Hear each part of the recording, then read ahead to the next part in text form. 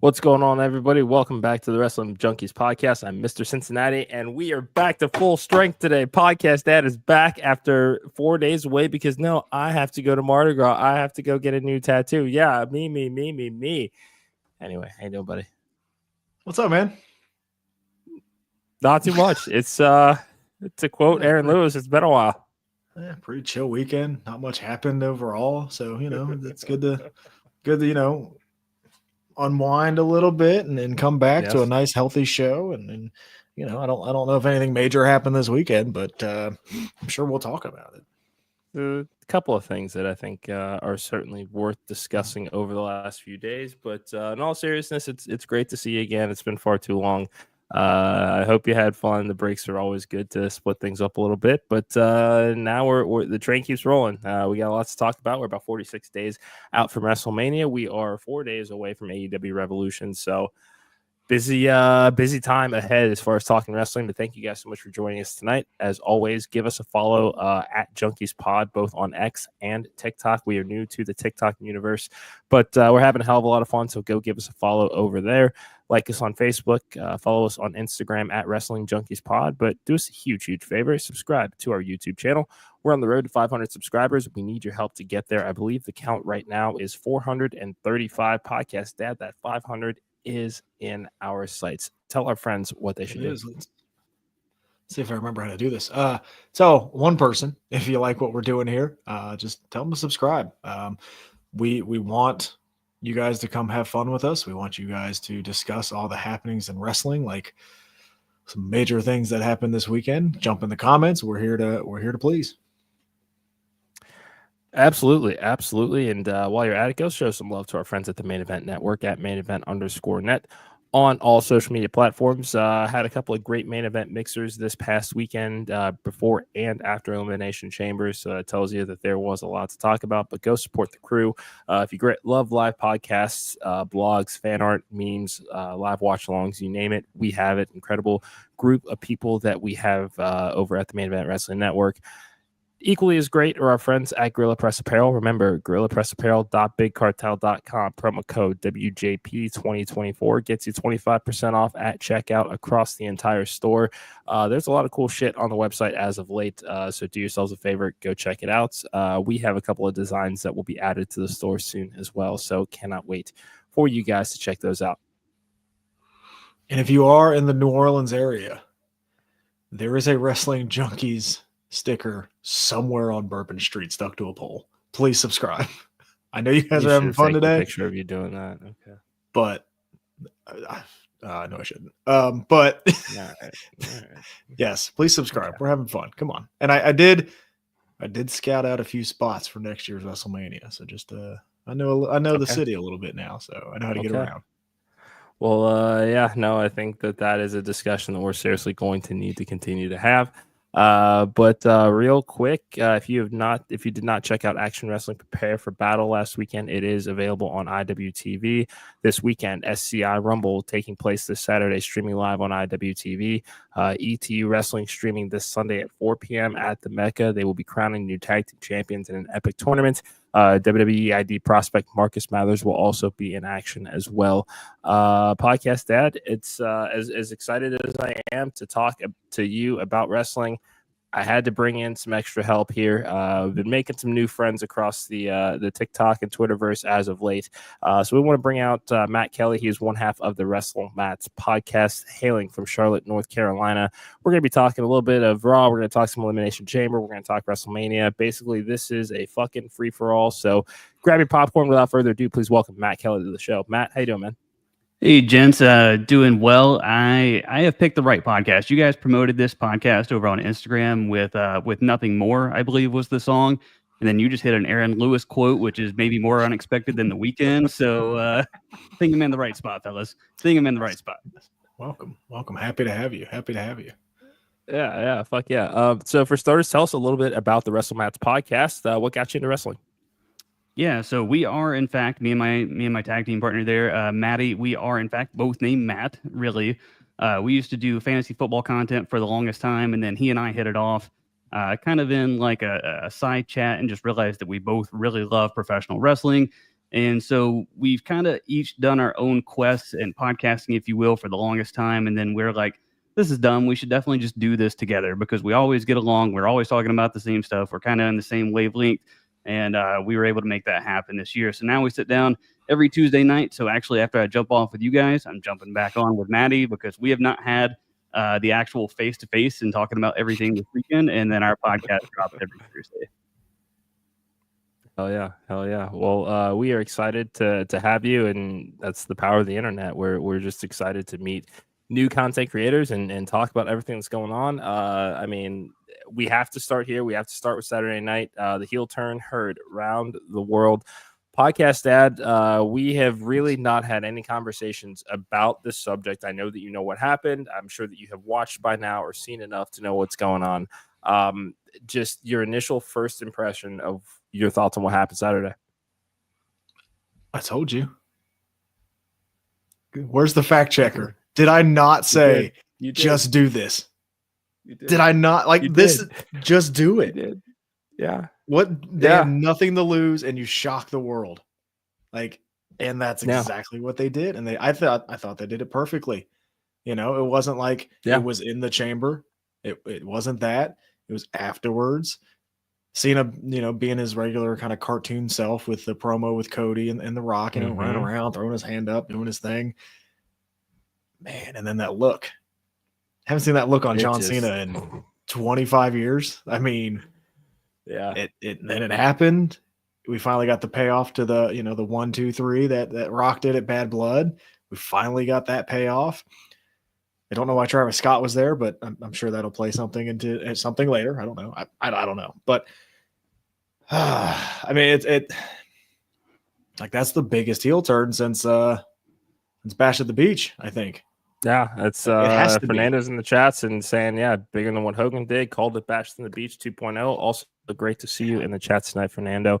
This is bonkers. Matt, I'm going to turn it over to you. I want to get your take on what happened here.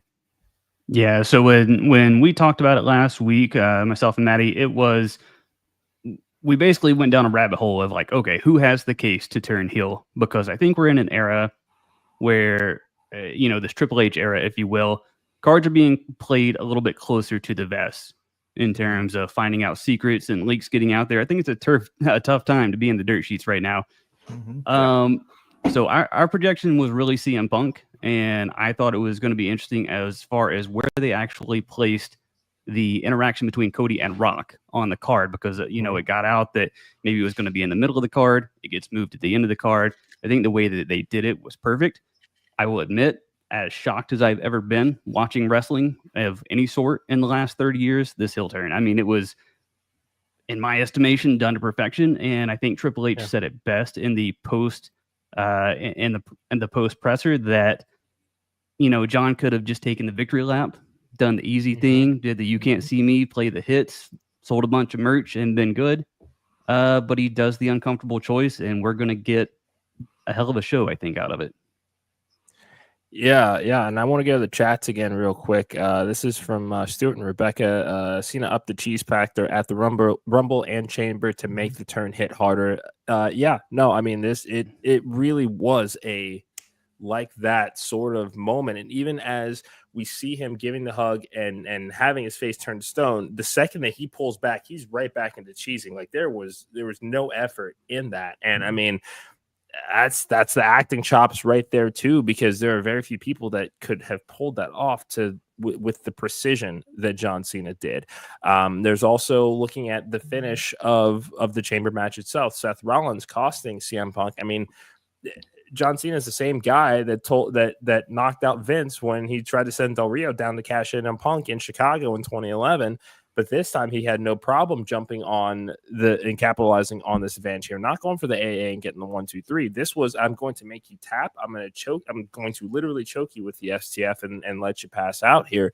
A very unexpected finish for me here. And like you said, both of you guys, I mean, this was done to perfection. I mean, And I also was fooled by the false dirt sheet reports. I'm glad that we got a truly shocking moment out of it here. And Fernando and Matt, I'm gonna let you take this one. Heel turn's worthless if Cena doesn't win the championship. So I'll start with you. Do you think that Cena gets the win here at WrestleMania? Yeah. No, I do think he gets the win at WrestleMania, and I think we actually did a fantasy booking of John Cena's retirement tour episode. We've actually both had him losing at the Elimination Chamber. Now, obviously, that drastically all changes kind of the outcome that we would have had at WrestleMania as well, because we weren't booking him to be in a championship match. We were both actually booking him to win, but not necessarily the championship match. And I think with this turn, he gets insulated a little bit from what would have been if he would have won as face Cena. If he would have won as face Cena and just went on about and turned into Super Cena, he gets the backlash of squashing guys and not giving back and blah, blah, blah, blah, blah, all the things that kind of go with that territory. Now he's going to get insulated a little bit with The Rock's power. I think maybe even gets a heater, a little bit of a third wheel in protecting, kind of a la Solo Sikoa, you know what I mean, with Roman Reigns. So, yeah, I do think he gets that win. I do think he goes on a run with it. I don't think he probably drops it until his last match either. You're on mute. There you go. Sorry about that. Let me ask you, Podcast Dad, about some of the body language that The Rock used. We've seen a number of fingers being thrown out, 3. Mm-hmm. We've seen 2 now. Give me your thoughts. Are we going to see somebody else added to this? Or are we starting to see the birth of a new faction here, a new villainous faction? I think so. I think we are going to see a third member, and I'm going to stay kind of in that bloodline area. I don't think it's going to be Solo. I think it's going to be Jacob Fatu. I think The Rock's going to say, come under my wing, youngin'. Like, you got me, you got Cena. You want to be the next great, big thing? Come help me out. Come kiss the ring kind of thing, and we'll get you exactly where you need to be. Because I think we all believe Jacob Fatu is going to be a huge deal in this company. Yes. What better way than to learn under The Rock and John Cena right now? And yeah, have him be that just bulldozer, for lack of a better term, shout out to Umaga, of like, you go do all the dirty work, Cena will do it. And then you're going to have a mega babyface in Jacob Fatu soon enough. Why not have Fatu beat Cena for the title? Like, there you go. Like, you have your next mega star in a Jacob Fatu. Another interesting wrinkle here is Chick Magnet Punk. He dropped a pipe bomb last night and made it clear that he is not done with those bald frauds by any stretch of the imagination yet. Matt, what do you think about the early involvement of CM Punk in this story, even though we have no idea where it's going yet other than Cody versus Cena at WrestleMania? Yeah, it's funny. WWE always puts out a tweet right before or at the top of the hour, essentially before Raw starts. And they said, what are your predictions? And I said, scorched earth from CM Punk. No, I didn't know it was coming out of the gates of Monday Night Raw, but he definitely went scorched earth last night. So much so that he was asking for fans' input, takes input from Pat McAfee to basically go after Rock, to go after Cena. And, with that, I do think we are in an era of very long-term storytelling here with WWE, and obviously CM Punk. No shortage of history with The Rock, no shortage of history with John Cena, but then he turned on a dime to turn his attention to Seth Rollins. So I think he's going to handle business with Seth Rollins. I think I'm more interested to see, does this feud stop in time for some other involvement? Do we get CM Punk and Seth Rollins all the way to WrestleMania with maybe Roman teaming up with Cody to do something at WrestleMania 40 instead of that triple threat that's been proposed? I don't think that we should just assume that it's the triple threat. I think the days of assuming that these matches that have been thrown out there on the internet and said, oh, this is definitely what it's going to be. I mean, think about it. We just got a new champion last night, Neo Sky. That whole match turned on its head. So I wouldn't assume anything at this point. Yeah, and Fernando says Roman will return next Monday, and I think I responded to a comment on TikTok with my thoughts on this. I feel like, and Matt, you're absolutely correct. We should not assume anything after what we've seen over the last couple of days. the most logical sense, I'll say, for lack of a better word, would be having Roman involved in the triple threat. If you're going to do that, then the cage match really does kind of have to be that moment to set that in motion, because we're running out of time to get Roman on the Mania card. I mean, he's the cover athlete of the game this year. He's coming off of the 4-year championship run. I mean, there's no reason to not have him on the card, but as we're looking at it right now, and we're also seeing, why is this match happening on Netflix? Why are they not saving this for WrestleMania? And it really just comes down to the point that Netflix paid a lot of money for WWE. So they're going to want some marquee matches every once in a while to get a return on that investment. It's really just kind of that simple. And now we have to think outside the box when it comes to the finishes of those matches so that they are still interesting once you do get that eventual blow off on TV. But, this is, and as we're in the unpredictability era. So, yeah, absolutely correct. It's so much fun to be a fan right now. It absolutely is. So. And I know I was told not to assume, but I'm going to, because I like to do that. I am going to predict that Roman comes back because he's mad at Seth, and Seth's going to win the cage match, and Punk's going to be pissed at Roman now because Roman's going to cost him the cage match. Mm-hmm. Punk is still owed a favor. There's your Mania match, is Roman and Punk.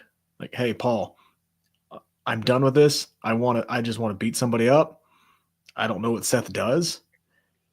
It could be the number one contendership. Maybe the next night. I don't know. And that's the best part right now. I have no idea. What's happening. Like, everything that happened with the John Cena heel turn, Randy Orton came back. Yeah. Jade Cargill came back. We haven't even talked about that yet. We had a match of the year contender with Sami Zayn and Kevin Owens. Io Sky's our new women's champion. Like, what is happening right now? Like, everything is just, who knows? Like, Rey Fenix might show up anytime now. The Hardys are back in the WWE. They'll be on NXT tonight. Like, WWE just an hour ago posted the match between Andrade and Aleister Black. So, wait, what? What? Oh, from the takeover. Yeah, they posted that on their Instagram. Link to the full match. So, okay, I thought you meant like coming up. No, like, okay, like anything can happen right now, and we got a Becky Lynch name drop. Still haven't seen her. We know she's coming back. What's happening? I don't know. Yeah, and this is an interesting point from Stu. Every time Randy comes back, something overshadows it. Survivor Series last year with the War Games return. I mean, Randy's one of those guys where, if this were like 2008, 2009 Randy, he'd have been a little shit about how the entire night played out with the returns that we did get and the moments that we did get. But thankfully, that's not the same guy anymore. So, also, Trish Stratus was just on a card. And we're not talking about it. I think, though, the problem with that, if I might, for just a second. Of course, I think the problem with the Trish and Tiffy match, not that it was a bad match by any stretch of the imagination, it was just a bad night to have just an okay match, because every other match was an absolute banger, and it had something that you're going to remember it by, and something that drove a WrestleMania storyline and what's going to happen next on Raw and SmackDown.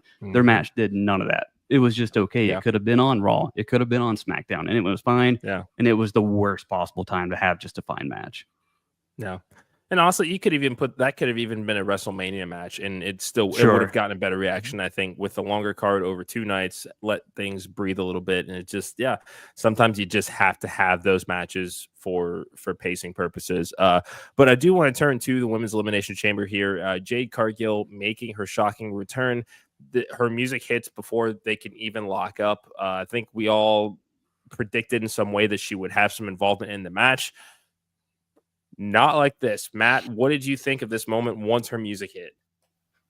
I knew somebody was about to get those hands. That was for sure. And I've rewatched this clip several times now to kind of try to break down body language, to find anything that I can about what's going on here.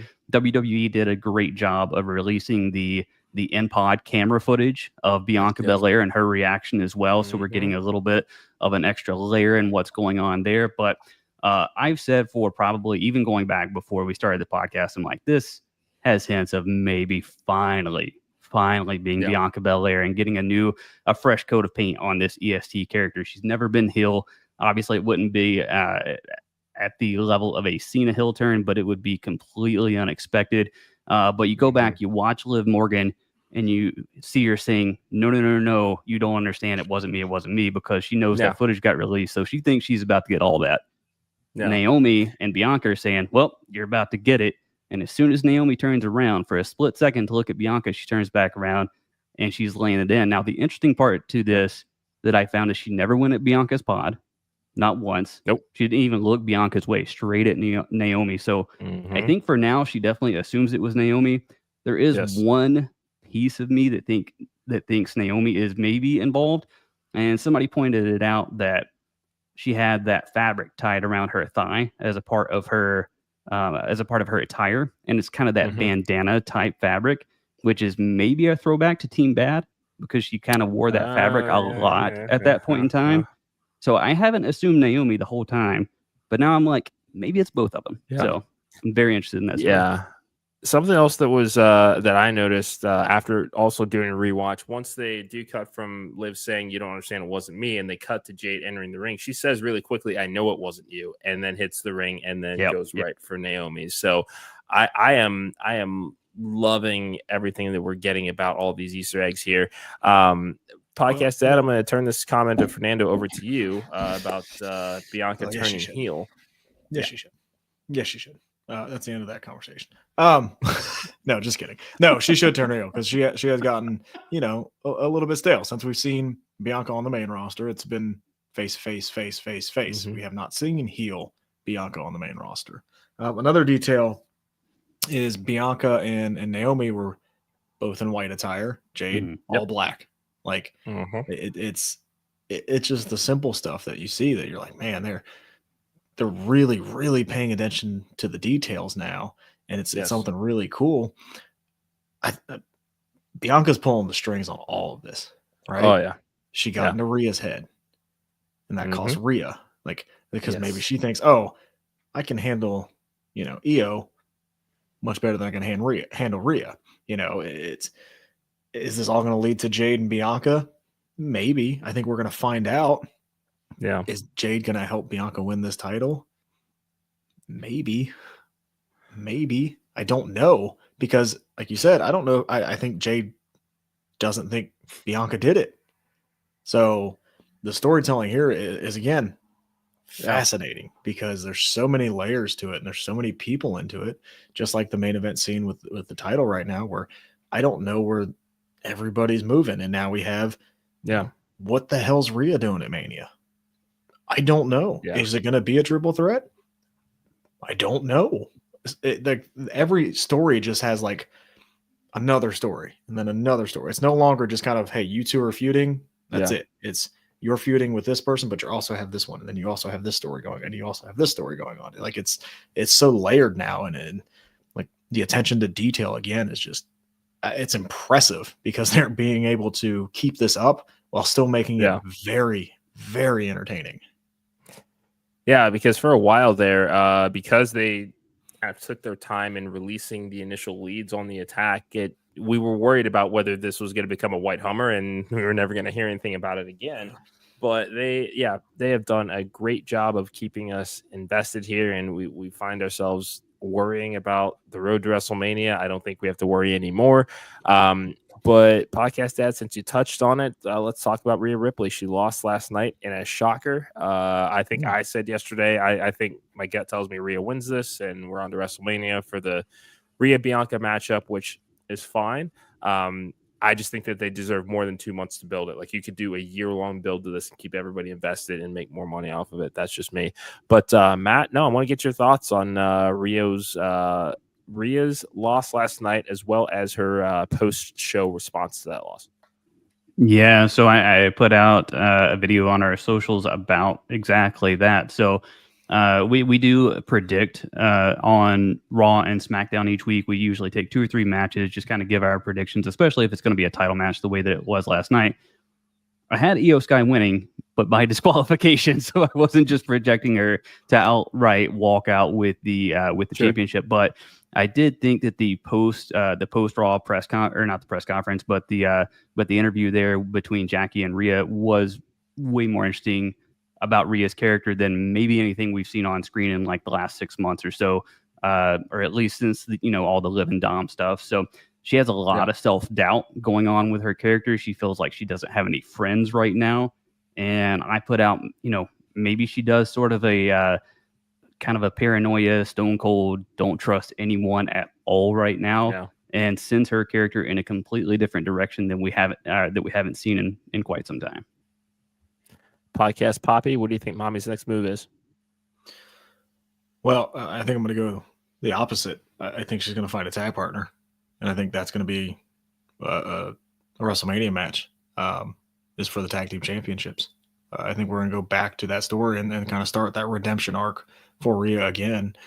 I don't know who that tag partner is. No clue. Yeah. But like Liv and Raquel don't really have a clear direction after the Chamber. Mm-hmm. Is it Alexa Bliss? Kind of the Judgment Day new member friction. Will they, won't they sort of thing. I don't know what that is. I don't know if I see this becoming a triple threat match because they already have a potential or potentially another triple threat match. I don't know if you want to continue to load the card with that. I don't know. And it's something fresh. I don't know what they're going to do with Rhea. I think when Rhea won the title again, it was like, okay, Rhea's champion again. That's cool. Like, let's do this again. But again, more character depth for Rhea is not a bad thing because she's going to be the face for a while of that company. Yeah. And that's kind of, Fernando, to this comment here. This is one that I will wait another 3 years for this if I have to, if it means a proper build between two of the marquee talents. What's so enticing about this match is because they have been essentially on the same path their entire careers. Mae Young Classic, NXT runs together, one on Raw, one on SmackDown, a lot of parallel movement to get to the top of their game. You can tease that so much longer over a year. And it sucks that we're not getting it right now at WrestleMania, but I was also concerned about how quickly and how they might book this with 2 months to go, because you're trying to make all of your cases for a beginning, middle, and end to this program at WrestleMania. This is something, again, like you can tease some SummerSlams out of this. You can get them to War Games and each have them captain a team sort of energy here that, this match is going to be awesome when it happens one-on-one, but I guarantee you that if they do decide to wait on this one-on-one match, I promise it'll be worth it. And if you're going to break... Sorry, go ahead. No, I'm sorry. I'm just going to say, if you're going to break Bianca Belair's WrestleMania streak, right, wouldn't that be more of a marquee one-on-one thing versus a triple threat? I think you just said it. I think you just hit the nail on the head, Eric, there's 2 nights of SummerSlam this year. I don't think a lot of people are remembering that. This is going to night one, or the main event night one of SummerSlam. You need a big match to main event night one of SummerSlam to make it feel like a big deal. And we don't know if we're going to have, the CM Punks, the Roman Reigns, all of them still on this card. I think if you put this match on this Mania with all the stories that are going on, it might get a little lost. The other side has Charlotte and Tiffany in another dream match, right? On one we want to see. And Io, I think, deserves the spotlight that she's going to get. I think Io's worked very hard over the last year. She had a great run as champion, lost it last year at Mania, so that story's there. And Bianca Belair and Io Sky in a match, are we really complaining about that? That's going to be a damn good match too. Yeah. Like, that's going to be a really, really good match, especially the history that they've had. Bianca feuded with Damage Control for 415 years, and now we're kind of flipping the roles, right? And that Becky Lynch feud was longer than that. Yeah, and now we're flipping those roles where Bianca now is the heel and Io's the face, and we're rooting for.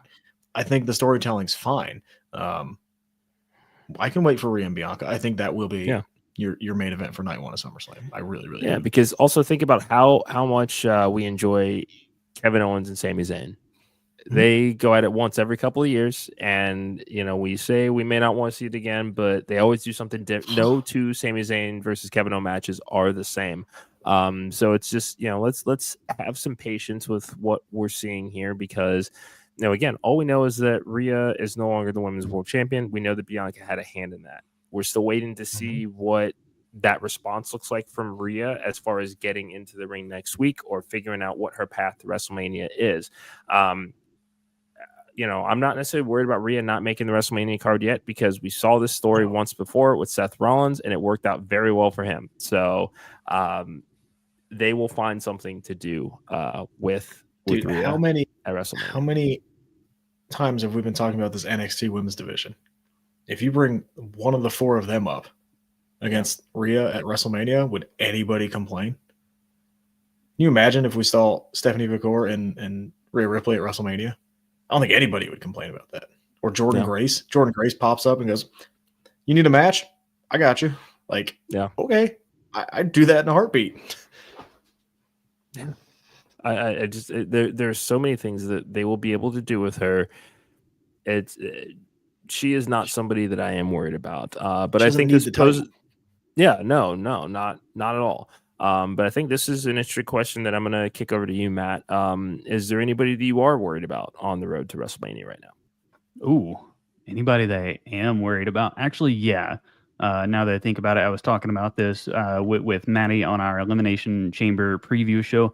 A little bit worried about Damian Priest, and I'm even more worried about Damian Priest after I saw the reaction or lack thereof at the Elimination Chamber. Something about him going to SmackDown, being away from Rhea, being away from Judgment Day now, it just feels like he hasn't found his footing, and he's not getting quite the same reception.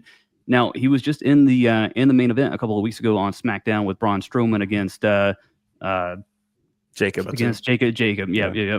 And so it's not like he's not doing anything. And I think we probably got a little bit of a setup with Drew McIntyre, but something about Priest, it just feels like it's not the exact same Priest, or not with the same momentum. It doesn't seem like he's quite carrying himself the right way. Even the intro that they shot of him walking into the building for Elimination Chamber, comparatively to everyone else, it just felt kind of flat, like he wasn't being treated like a star, like a previous world heavyweight champion.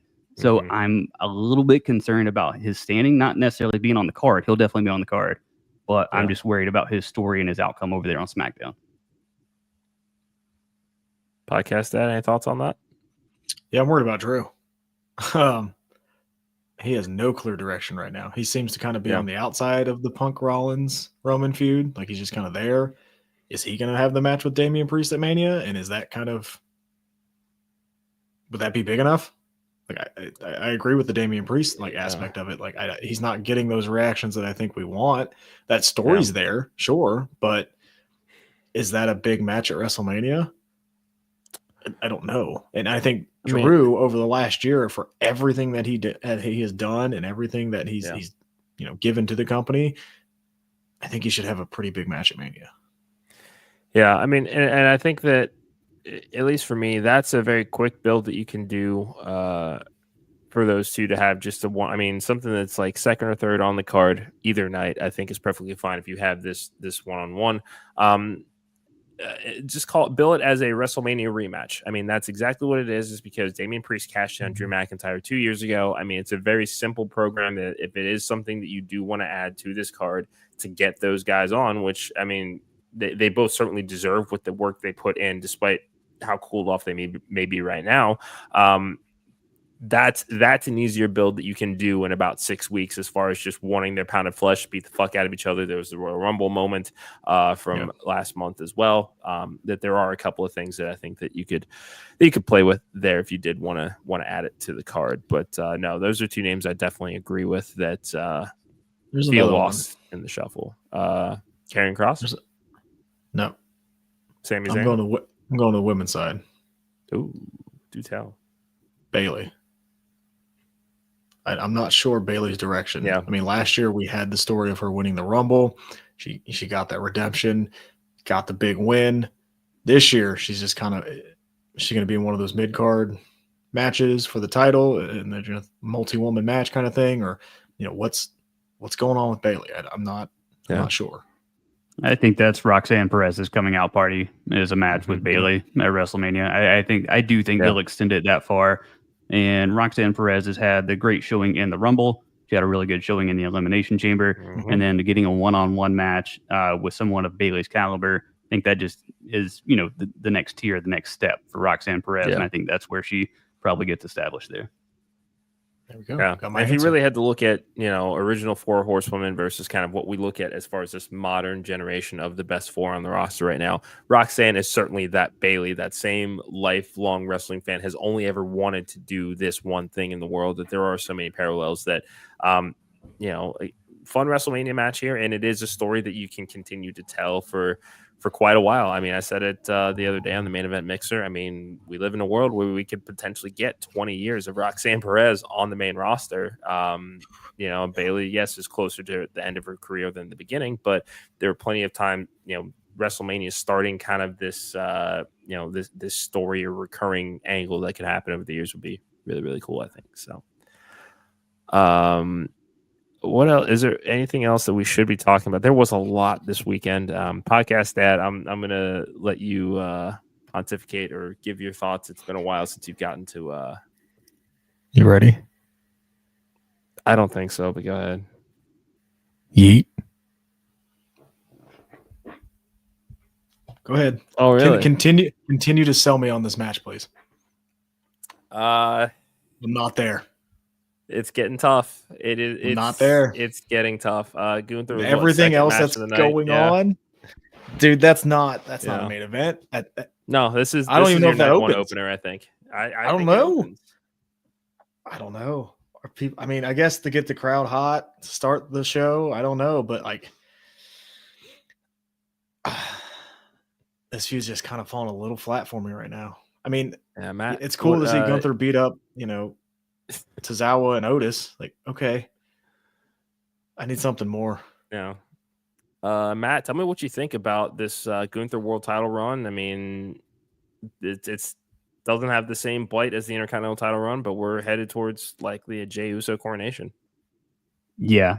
First off, Otis is a freak, and not in the way that Gunther referred to him as a freak. He picked Gunther out of midair on Raw. I don't know how strong you have to be to pick up Gunther like that, but that was wild, and people are definitely still behind Otis, but neither here nor there on that. Jey Uso, yeah, man. I mean, over like crazy. We saw everything that happened at the Royal Rumble, after the Royal Rumble, him having to start his entrance music over so that he could, be with people again. So it's not for a lack of people and the desire of Jey Uso. It's not for the lack of Gunther being a good heel, but I think the way that they're telling the story, you need more than Jey just running out to save a couple of people every week. There's got to be more to it than that. And that's all that we're getting right now, which is kind of weird considering, all of the great storytelling that we're getting across every other story. And I do agree this one's fallen flat. And I do think, Gunther's run could use something a bit more sustainable, but I'm with you. It probably comes to an end at WrestleMania. You know what I'd love to see? And maybe I would care a little bit more, is how about an interaction between Rock and Jey? Rock goes up to him like, hey, go represent the family, or just some interaction. There's a lot of pressure on you. Don't let me down kind of thing. And if you let me down, there's going to be an issue, kind of continue to play that Godfather role that he's been playing to give a little bit more skin in the game. Go okay, if Jey Uso loses this match, he's not in good shape. This new group may just come over and do something with him. I would love to see something like that. Just, hey, you're about to carry the mantle for the family name right now. You better step up or you're going to be exiled kind of thing. Yeah, that's that definitely would be a fun little twist. I mean, and there's still time to do it. I mean, it sounds like there is a lot more that is going to be in store here over the next couple of months. Man, I think for a lot of us that were worried that the build was unspectacular, I think that they've told us that we need to trust them a bit more. So I'm going to sit back, relax, and enjoy the ride, boys. But Podcast Dad, real quick, let's take a look at NXT preview for tonight. Do you have it up? I do. Tony D'Angelo defends the North American Championship against Shawn Spears. It could go either way. Tony D'Angelo's run has not been remarkable. It's tough to follow Obafemi, so sure, kind of Let's see where we are there. Piper Niven and Chelsea Green go against Zarya and Sol Ruka. That'll be a fun one for sure. That's a fun one. Kalani battles it out with Jada Parker. The Hardys are advertised, and I just literally 12 minutes ago got an email. It says, find out who will appear live on NXT. So I think we may have another surprise coming. Okay. Man, just what a time to be a wrestling fan, guys. Seriously. Mania season. Yeah. And they don't want to be left in the dust, and I get it. I mean, this is gonna be something to watch. But as we wrap up here, Matt, thank you so much for joining us, man. First time on the Junkies Pod. I'm hoping that it will not be the last. But before we close things out here, tell everybody where they can find you on social media. Tell us where the show is, where everybody can watch. Yeah, we tried to make it as easy as humanly possible. So if we're on a social media platform, it is simply at WrestleMatts, MATTS, or you can go the Jeff Jarrett route, MATTS, whatever you need to do to help you remind yourself there. But Twitter, X, Instagram, TikTok, and then every single Thursday we drop a new episode of WrestleMatts, Spotify, Apple Music, iHeart, whatever platform you want to find us at. Use your favorite one. Catch us there. Love it. Well, thank you again for joining us, Podcast Dad. It is nice to have you back. We've got a lot more to talk about this week with AEW Revolution around the corner as well. So we will be giving our official predictions for that later on this week. That's going to do it for us. Thank you guys so much. Follow us on X and TikTok at Junkies Pod. Follow us on Instagram at Wrestling Junkies Pod. Like us on Facebook and subscribe to that YouTube channel. We're on the road to 500 subscribers. We need your help to get there. Just tell one person, tell your mom, dad, boyfriend, girlfriend, situationship, dispensary guy, gal, person. Security guard and let's in New Orleans. I told them. I just want to let you know that. Good for you. Thank you. I appreciate that. Good work, bud. Good work. I showed him where to click and everything. Hopefully it works.